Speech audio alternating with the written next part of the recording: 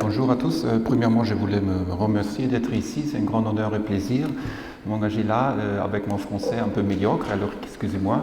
Je viens de l'Université de Heidelberg, mais aussi j'ai l'honneur d'être professeur invité à la Sorbonne, aussi d'engager dans le centre André Chastel pour ce semestre d'été.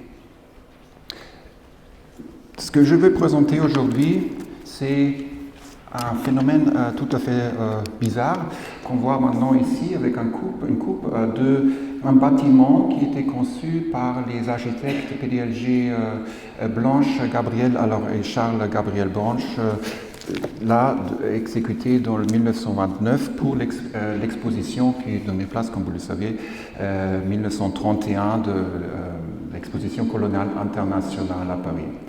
Alors le palais indochinois, le palais de l'Indochine, était conçu comme un bâtiment quand même de 50 mètres carrés, de 53 mètres hauteur et avec l'escalier inclus de 90 mètres longueur.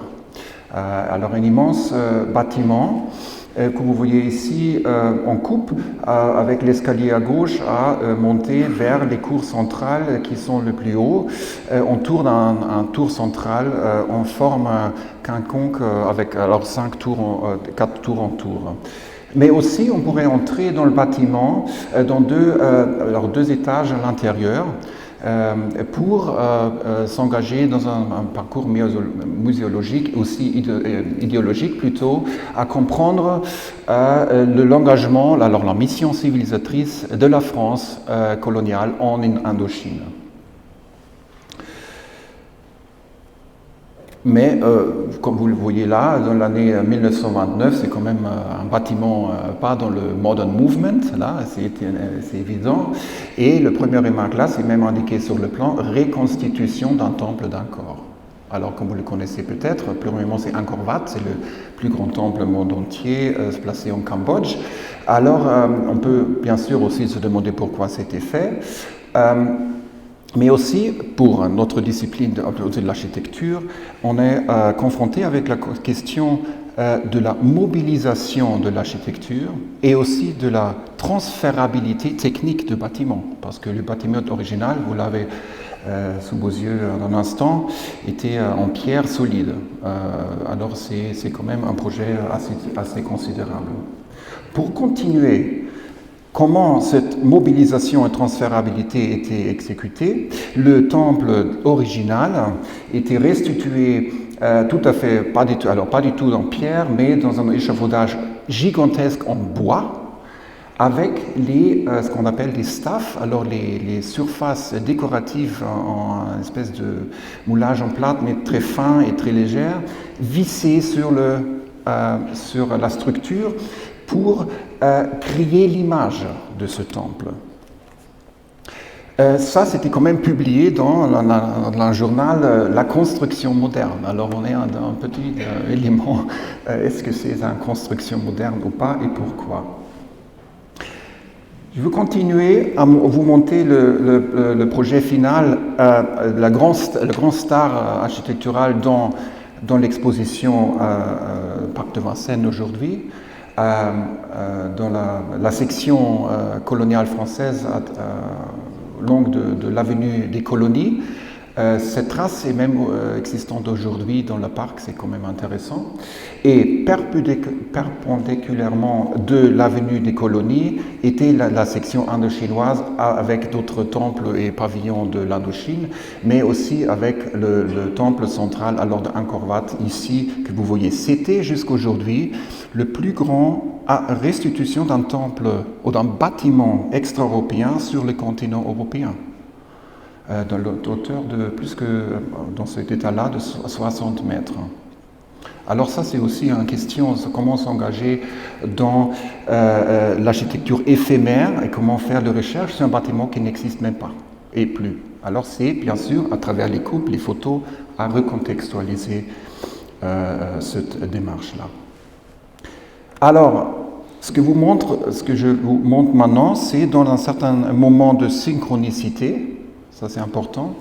Une autre photo qui a été faite par le site dit original, Alors le site original de Angkor Wat, inséré aujourd'hui dans le grand parc archéologique d'Angkor en Cambodge, est photographié ici. Vous voyez premièrement le site est beaucoup plus large et aussi entouré par un fossé, un douve de l'eau qui était en arrière là, et aussi représenté par une coupe alors scientifique de notre langage de l'architecture dans une publication de l'École française Extrême-Orient en 1969.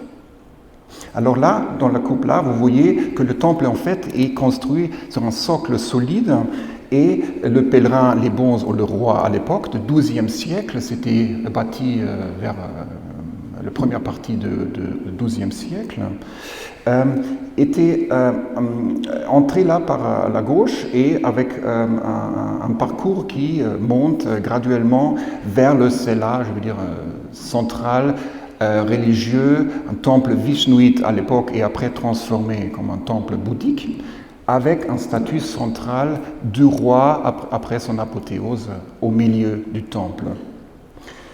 Comment approcher ce phénomène-là? On ne va pas discuter ça dans 10 minutes, c'est évident, mais ce que je vous propose de le regarder maintenant en expérimentation, là je vais dire de la superposition des deux plans.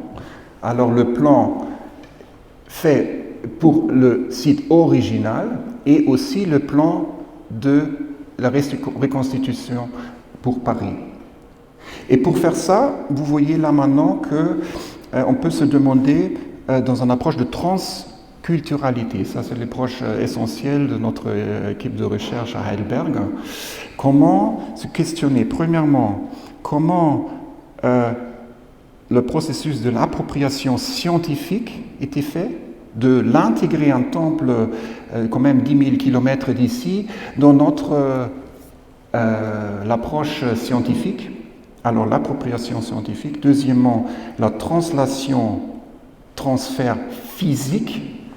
Et deuxièmement, comme vous voyez là, on ajoute différents éléments comme le parcours interne, la représentation, le transfert d'un temple religieux et de transférer dans un statut, l'icône d'un patrimoine culturel dans le projet de colonialisme français, à Paris au centre. Alors ça, c'est une des questions derrière cette recherche. Et la dernière photo, ce que je vais vous proposer, c'est à travers cette idée de la synchronicité, l'approche de Global Art History qu'on a installée à Heidelberg, c'est peut-être un peu différent que l'approche de World Art History, alors l'histoire universelle que mon cher collègue Matteo Burioni va peut-être vous présenter demain, certainement présenter demain.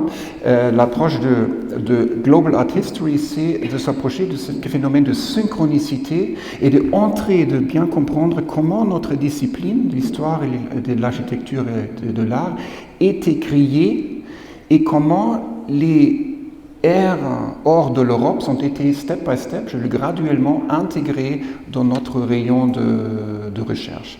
Alors, on peut faire à la fin 3 choses. Premièrement, entrer dans une critique fondamentale de nos mots-clés de notre discipline, origine, originalité, par exemple, dans notre cas ici.